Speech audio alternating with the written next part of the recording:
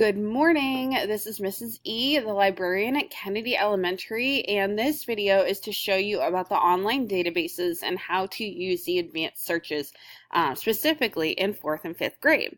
So if you were on one of our MacBooks or one of the computers in the library, you would go to the library website from Kennedy Elementary, and you can make sure that you're on the right one because it will say Kennedy Elementary right here.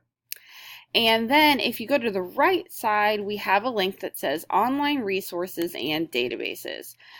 This is where you are going to find information that you need for projects, for ideas, for maybe looking at more about a subject that you're interested in. So these are for research. And these are the resources that we have here at the school. Britannica, Grolier, PebbleGo. These are just different, basically, websites that are filled with different topics and pieces of information that you can use for your projects. And we have lots of them.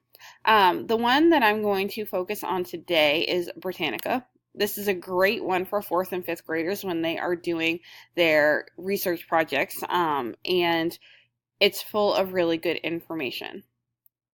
So when you click on the link, it brings you up to the Britannica School, the elementary website. And as you see, there are, links down here for different articles, a world atlas, so maps, biographies, media. So this is where you can watch videos of different topics. Let's say that we wanted to search about George Washington.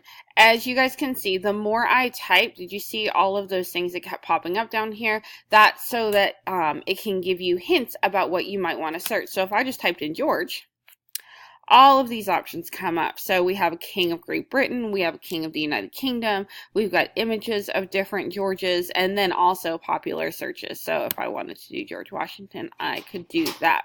Now, when you click enter and you have the George Washington results that pop up, you've got different levels. So here's level 1, here's level 2, and here is level 3. So the levels are more going to be about the difficulty of the article and also the depth that it goes in. So level 1 is going to be more broad, and it gets more specific as you go up.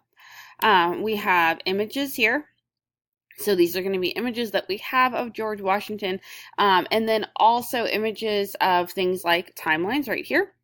That kind of show his life. So if you want to see one that's more up close, let's say you like this timeline but you can't really read it because it's small, you just click on it once and it will show you. And then you have all these options over here on what you want to do with it. You can send it to somebody in an email, you can cite your source, you can get a link to it, you can share it with people. So this gives you a lot of good options if you find an image that you like. Then you just click X when you're done. Same thing with videos. It gives you different videos that help teach you about the topic. This is where you guys have to be careful. Some of the videos that are going to pop up are not necessarily going to be about your topic. If you look down here, we have Booker T. Washington, George Washington Carver, and George Bush, and George W. Bush. Those are not George Washington videos, so you have to be really careful about what you're going to click on to make sure that you read the titles. The dictionary, if I had put in a word that wasn't a proper noun, that wasn't the name of somebody, I would have a definition here, but since George Washington is a name, there is no dictionary definition for that. Then I have magazines, where these are articles from magazines that somebody has scanned in and put online. And lesson plans, this is going to be more for your teachers. So if your teachers wanted to focus a lesson on George Washington, they could search it here, and then they would get different information about George Washington, maybe worksheets, how to plan a lesson, things like that. So this is what you're going to see no matter what you are searching for on Britannica. It's going to show you all these results and give you lots of really good information. If you go back all the way back to a different search engine. So Britannica is really great. It's a great place to start, but we also have others that are wonderful as well.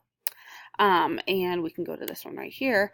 So this is just a different search engine. It's going to give you some of the same results, but it's also giving you some of. So like I was saying, this is a different search engine. This is actually the Scholastic Go, and you can use it very similar to the Britannica one. So George Washington. We search, and again, you have all kinds of results. You've got articles where you can choose the reading level. You've got search terms. You've got websites and links that pop up. You can also find images, and you can use all of these resources to get information. Now, just like our library search, Scholastic Go also has an advanced search option. So if you click on that, this is where you can get more specific with your search term, just like I showed you in the last video. So if you want to search, if you want the database to search the whole article for your subject, you would click this button right here, search full text. That means it's not just going to look at the title, it's also going to look at all the paragraphs in the article and pull up the right one for you.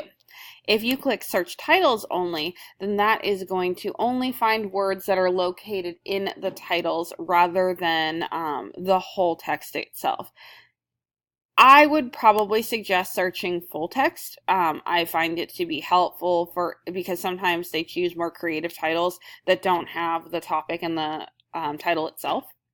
You can also choose filter, so maybe you want to include George Washington. Maybe you want to know more about like the battles that he was involved in. You can do George Washington battles. You can also click this optional button, and you can have it look for a word but still show you results if the word is not in there.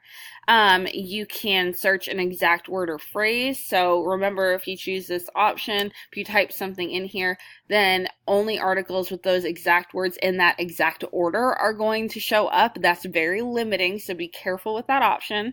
Any of these words, that means, again, like I showed you in the last video, let's say you want to do cats, dogs, snakes. If you type all three of these words into your search bar, then you will get articles that are about cats or dogs or snakes. They don't necessarily have to contain all three of them.